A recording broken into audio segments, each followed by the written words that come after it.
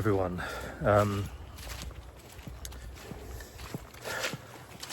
It's a nice sunny day, so finally able to get out and film a little video. It's been at least a couple of weeks since I've been able to get the camera out. During that time I've been doing boxing twice a week, rucking twice a week, and weight training a couple of times a week as well. But I can't really film when it's chucking it down with rain, so it takes a while to get a video done. Today's nice and sunny, so no reason not to. Really, what I'm going to talk about is that probably more like my specific situation to me, combining boxing with rucking, and why I think it's working well. So most boxers getting ready for competitions all do a lot of running. Like if you're a boxer, you're going to be a runner as well. They all do a lot of long distance runs, as well as sort of 5k, 10k, to have a good aerobic base. And then when you're getting ready for a fight, especially in amateur boxing, you're going to be doing sprints, because amateur boxing is a sprint. You're not going 12 rounds, you're going 3 or 4 rounds for a couple of minutes, and the pace is faster.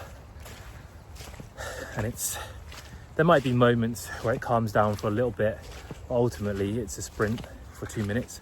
And if you can sprint for 2 minutes solid, as hard as you can, oh no, looking for a horrible massive puddle. Feet have stayed dry. The wellies are working. But I'm not doing that, because when I sprint I tend to get bad knees. I used to do that when I was younger. I'm 36, 37, coming up in March, and like I can't risk it, you know. It's not worth going out doing those sprints. I can elevate my heart rate to that point by doing like intense work on the bag, the punch bag, or lately I've been trying to do it through some kettlebell swings, things like that, just to get your heart rate up as high as possible for those 2 minutes.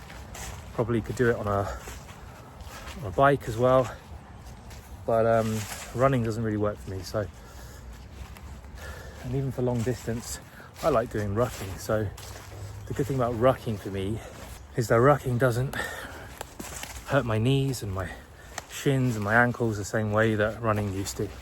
So when I ruck, I recover better, which means I'm fresh to be able to keep doing boxing classes and everything else, like weight training. Whereas if I was doing running, I probably wouldn't be able to. The boxing already uses a lot of footwork. It's a lot of bouncing around on your toes. I was definitely struggling with the boxing when I first went back to it. In my knees, they were sore, but they have gotten stronger and better at handling it. But I don't want to put them under any extra unnecessary strain, so I avoid running. Rucking's building leg endurance, back strength, core strength, and improving my posture as well. So all of that is useful for when you're fighting. It all helps to be able to hold yourself in your boxing stance with your guard up.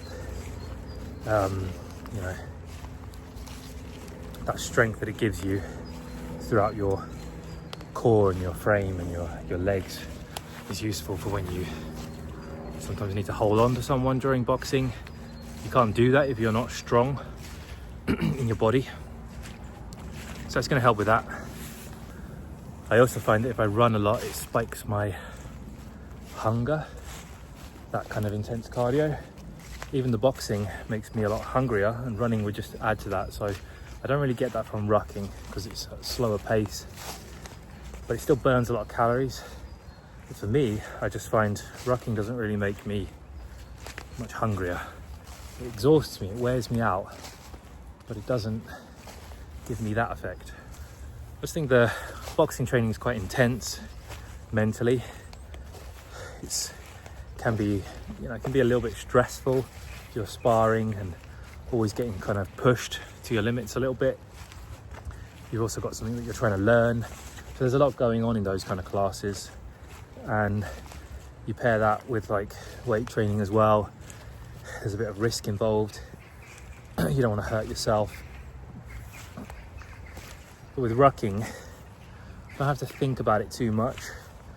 It's just walking with weights in your backpack, and it's quite simple and gets you out walking around in nature, and it's a little bit of a chance to de-stress and switch off and be mindful and just think about what you're doing without having all the risk involved. You've got right now struggling to get through deep puddles in this woods where it's been raining, but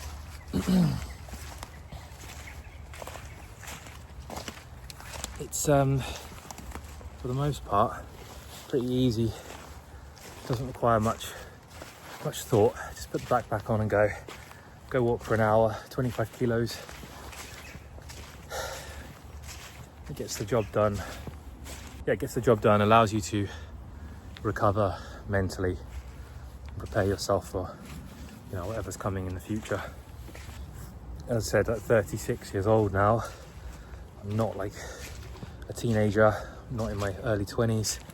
I try to think about recovery now and longevity and what's going to allow me to last longer and stay in the sport longer and enjoying boxing longer. It's probably pairing it with things like rucking that will allow me to get the most out of myself. Whereas I think something like running is just going to be too much for me now. Ultimately, we are getting the conditioning benefits of rucking, building up our endurance, building up a good base of strength, getting a good calorie burn. It's low impact and it helps with mental clarity. It de-stresses you. And I can recover faster from rucking than I can running, so that enables me to get more done really. And although some people might say rucking is just as bad for your joints as running is, that's just not my personal experience. Like, I always get issues with running, and rucking doesn't give me those issues. It just helps me keep my knees and my ankles strong. And although some people might think that rucking is as bad, I'd say a lot of the people that say that are thinking about rucking in the military maybe, where I don't think they're doing what I'm doing. I'm only walking with the weight on, the weight on. I'm not running with the weight on. And I think a lot of people in the military are, from what I see, they're doing a gentle jog almost, or even a bit of a run with the weight on. Maybe that's too much. Maybe obviously the second that you're in the sort of running territory with weight, of course that's probably even worse for your joints than running alone is for your joints. But that's not what I'm doing. It's walking with a weighted backpack. And if you do it like that, I think it's got more benefits, and you're going to have more longevity with rucking than you will with running.